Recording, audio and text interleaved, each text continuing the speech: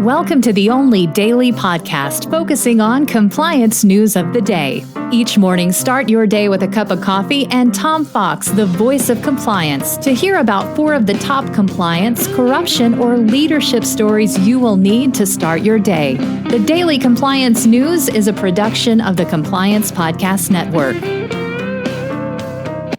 First, a word from our sponsor.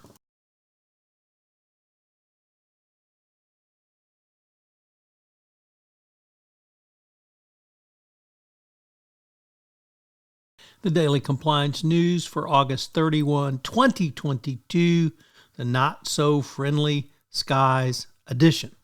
And we begin with that story from the New York Times, as Air France is in deep trouble after a series of incidents have raised concerns over safety protocols on flights. The latest incident occurred when 2 pilots got into a fist fight in the cockpit of an A320 Airjet or Airbus on the flight from Geneva to Paris.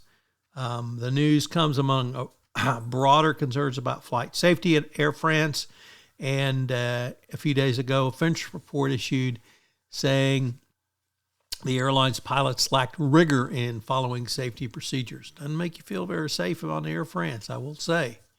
Next up, in perhaps the headline I should have used, in a story from the Washington Post, and I'll just read it. The remote revolution could lead to an offshoring Armageddon. Globalization crushed blue-collar jobs throughout the Rust Belt. Now urban professionals could be poised for a similar fate. The rise of China or other countries could be very, very scary. And one of the things coming out of the pandemic is working from home has made clear that it can be anywhere.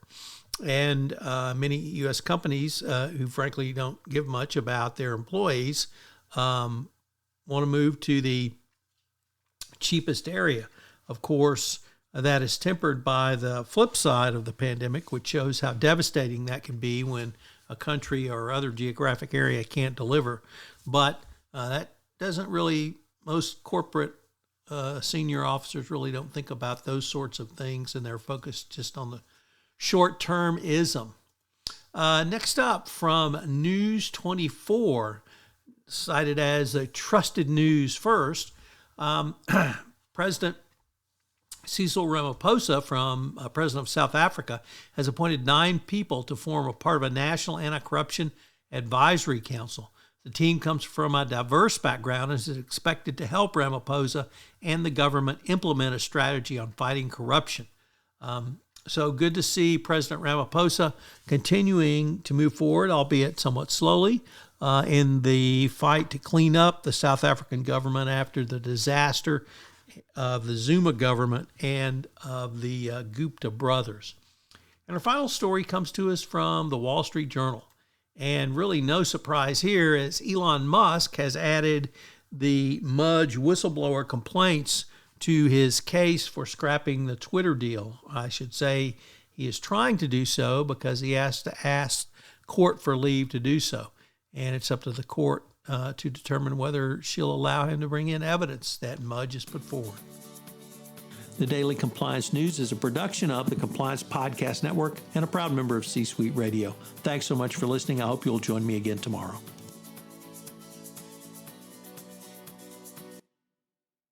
This podcast is a part of the C-Suite Radio Network. For more top business podcasts, visit c-suiteradio.com.